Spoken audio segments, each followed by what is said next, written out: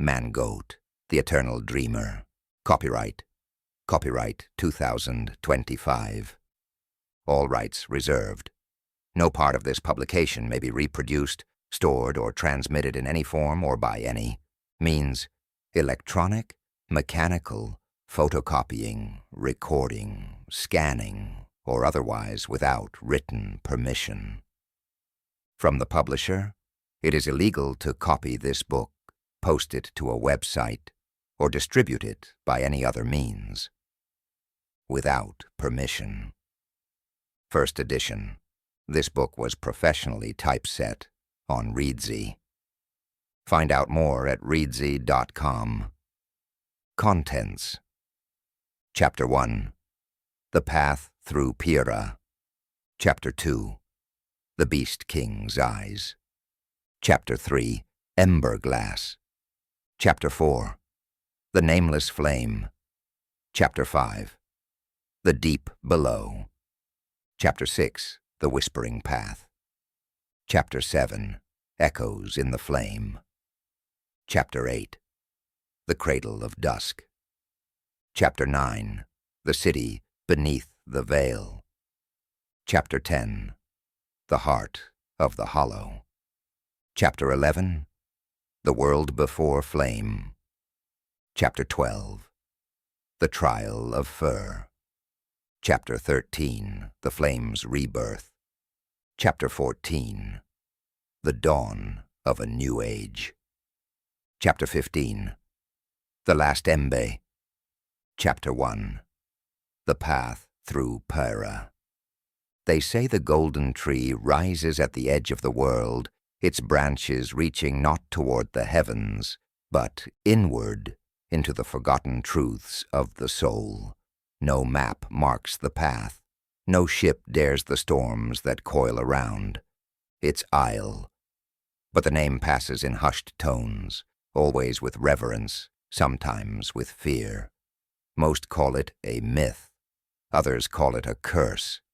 Rheon only called it necessary. He stood at the edge of the forest of Pyrrha, the wind whipping through the tattered edges of his cloak, beneath his boots.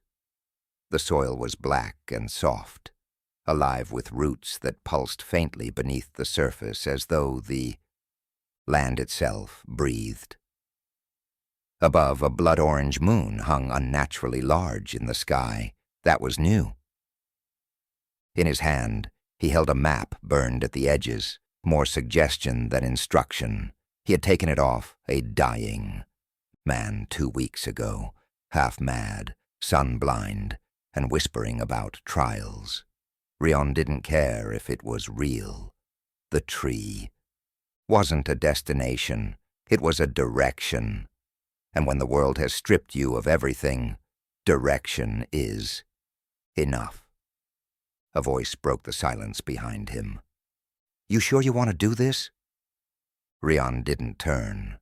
He knew that voice course, too deep for the speaker's frame, and colored by 1,000 regrets. The stranger had followed him for days without speaking. He hadn't even asked why. "I don't want anything," Rheon replied. "That's why I'm the only one who can reach it." A chuckle, low and sharp. "Fair." The stranger stepped forward, the crescent moonlight catching his half-masked face. His eye was pale blue, nearly white, and stared too long without blinking. Pyrrha doesn't test your strength.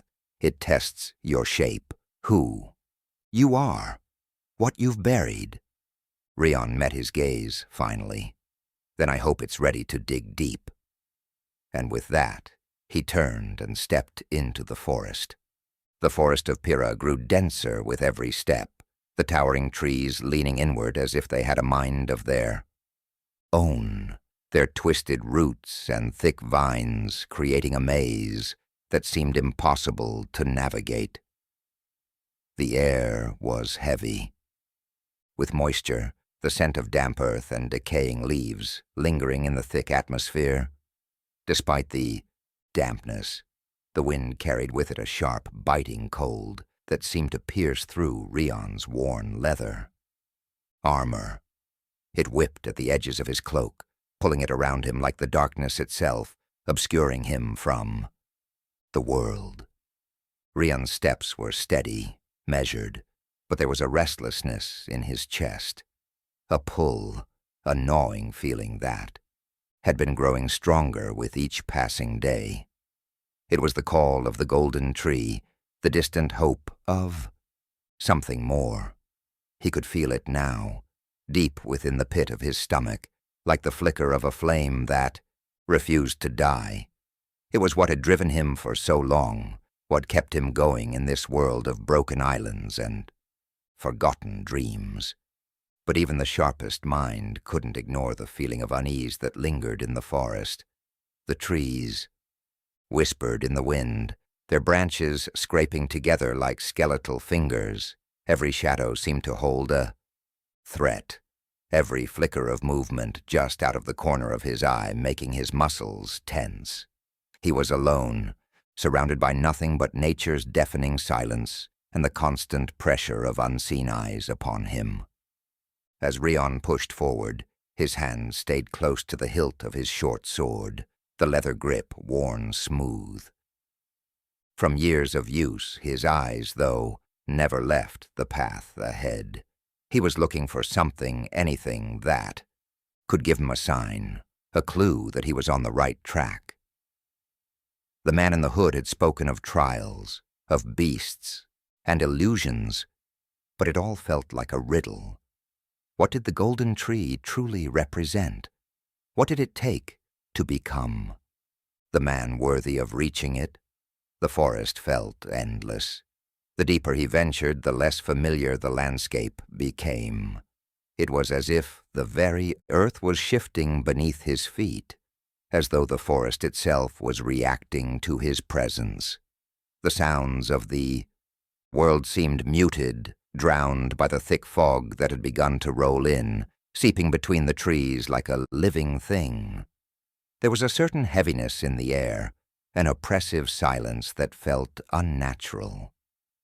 But then, just as he thought the world might close in on him completely, a sound broke through the stillness. It was faint at first, barely perceptible, but it grew louder as he continued on. It was the sound of something moving, something large, brushing against the underbrush.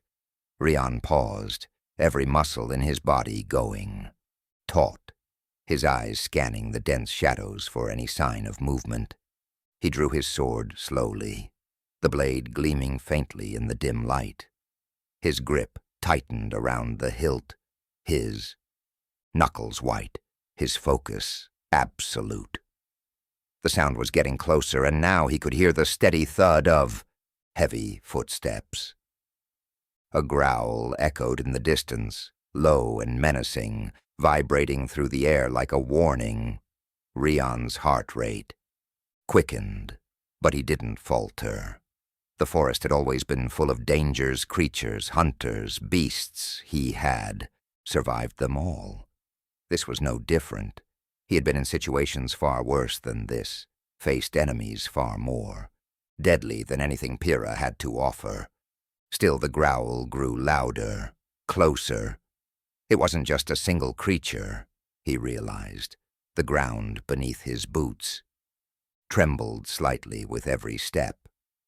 This was a pack, a hunt. His eyes flicked to the shadows, searching for any signs of movement, his breath slow and steady. He needed to make his decision quickly. The trees parted ahead, revealing a clearing, and within it, a beast emerged from the mist. It was massive, its body covered in dark, matted fur. Its eyes glowed faintly, a piercing amber that reflected the dim light of the forest. Its jaws were wide, showing rows of razor-sharp teeth, and its claws dug into the ground, leaving deep gouges in the soil. Behind it, more figures materialized from the fog, other beasts, each more terrifying than the last. Rheon's body tensed instinctively, the blade in his hand ready to strike. He knew these creatures. They were the lesser beasts of Pyrrha, the ones that roamed the forests in packs. But there was something different about these. Their eyes were too intelligent, too focused, as if they were being controlled, guided by some unseen force. The leader of the pack, the largest beast, a massive hulking creature, took a step forward, its eyes locked on to Rheon. It let out a low growl, more a challenge than a warning. Rheon didn't flinch. Instead, he took a slow step back, his stance defensive, his eyes never leaving the pack. He had faced creatures like these before, and he knew that the key to survival wasn't always about fighting head on. It was about controlling the space, reading the movements of your enemies before they had the chance to strike. His sword was ready, but he didn't make the first move. Instead, he adjusted his posture, shifting to his side, preparing to sidestep the first strike. His eyes flicked to the other beasts in the pack, calculating. They were slow, lumbering creatures, no match for his agility. But he couldn't afford to make a mistake. If even one of them managed to land a hit, the fight would be over before it had even begun. The leader of the pack lunged first, its jaws snapping open, but Rheon was already moving, his feet light on the ground. He sidestepped the attack effortlessly, his blade flashing as he slashed at the creature's side. The beast let out a shriek of pain, but Rheon was already moving again, his eyes darting to the next target. One by one the beasts attacked, each one more furious than the last, but Rheon was faster, more precise. His movements were like a dance, the grace of years of training, the fluidity of a man who had spent more time in the wilderness than in any town or city. His sword slashed, deflected, and struck with deadly efficiency. The beasts were falling one by one, their cries echoing through the trees as they dropped to the forest floor. But there was no time to savor the victory. As the last of the beasts collapsed, Rheon felt the ground tremble. Once more, his eyes widened as he realized something. These beasts weren't natural. They were being controlled, and that could only mean one thing: the Beast King. Rheon's grip tightened around his sword as the mist around him thickened. The forest had fallen silent once, again, and now he knew that the true trial had begun. The beasts were just a warning, a message. The beast. King's enforcers were watching, waiting for him to slip up. And in this world, where danger could come from any shadow, any whisper, he couldn't afford to make a single mistake. The golden tree seemed further away than ever, but Rheon's resolve hardened. If the Beast King wanted to stop him, he would have to kill him first. And Rheon wasn't ready to die.